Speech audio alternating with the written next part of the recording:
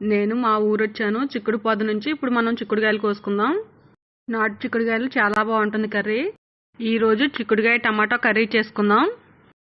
ఇప్పుడు మనకు మార్కెట్లో దొరుకుతాయి కానీ ఇంత టేస్ట్ రాదు ఆ కర్రీకి. ముందుగా చిక్కుడుకాయలు తీసుకుని ఎజ్జులు 2 కట్ చేసుకోవాలి. ఆ చివర ఈ చివర తొడుములు తీసిన తర్వాత మధ్యలోకి ఇలా తీసి పెట్టుకోవాలి. పుచ్చులుంటాయి చూసుకుని జాగ్రత్తగా తొడుములు తీసి పెట్టుకుందాం. ఇలా తొడుములు తీసిన తర్వాత 2 సార్లు కడిగి పెట్టుకుందాం చిక్కుడుకాయలు. ఈ చిక్కుడుకాయలు కొంచెం ముదిరితే గింజలు ఎక్కువగా వస్తాయి.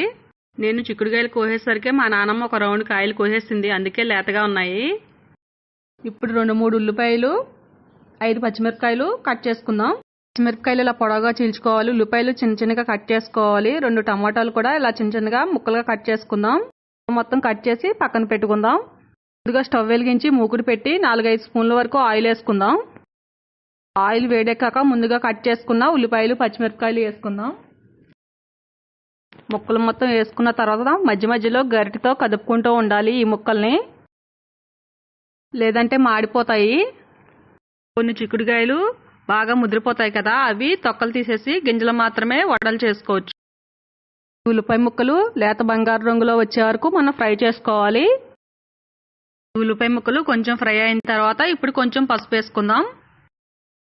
మొత్తం అంతా కలిసేలాగా ఒకసారి గరిటెతో కదుపుకుందాం.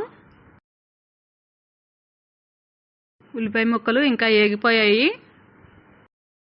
మంచి రంగులో వచ్చాయి. ఇప్పుడు మనం ముందుగా కడిగి పెట్టుకున్న చిక్కుడుకాయలు వేసుకుందాం. చిక్కుడుకాయలు మొత్తం వేసుకోవాలి.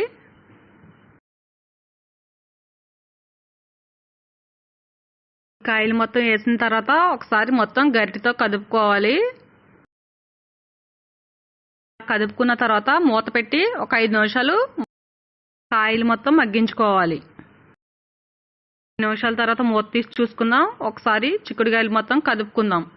కాయలు బాగానే మగ్గిపోయాయి. ఇప్పుడు మళ్ళీ మూత పెట్టి 2 నిమిషాలు మగ్గించుకుందాం. ఇప్పుడు మూత తీసి చూసుకుందాం. చిక్కుడుకాయలు బాగానే మగ్గిపోయాయి. ముందుగా కట్ చేసి పెట్టుకున్న టమాటా ముక్కలు వేసుకుందాం. టమాటా ముక్కలు మొత్తం కలిసేలాగా ఒకసారి గరిటెతో కలుపుకుందాం.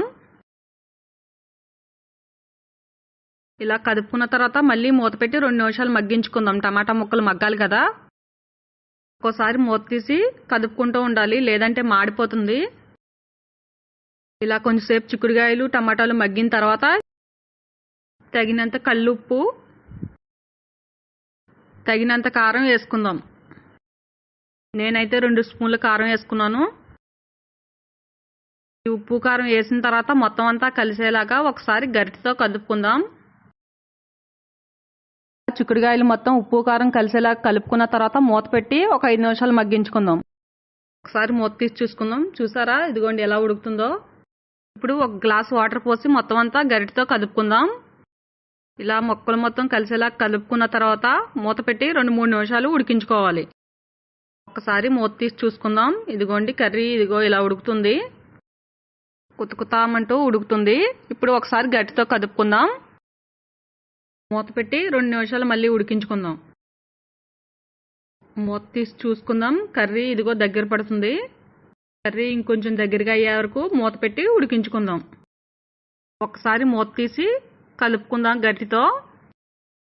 కర్రీ కూడా ఇంకా దగ్గరగా అయ్యింది.